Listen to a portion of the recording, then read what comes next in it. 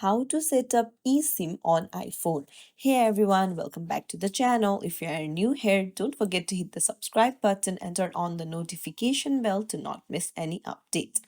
In today's quick tutorial, I'll show you how you can easily set up eSIM on your iPhone. So let's dive right in. First things first, if you are switching from an existing iPhone or an Android device, it's a good idea to contact your phone carrier. They can help you transfer your eSIM or provide you with the QR code needed for the setup. Once you're ready, open up the settings and then go to Cellular. So scroll down and here you'll find Add eSIM option. Go ahead and tap on it. So from here,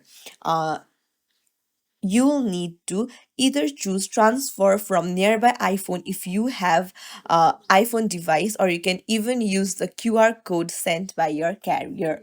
So once you tap on it, you just have to follow the on-screen instructions to complete the setup. It's really straightforward.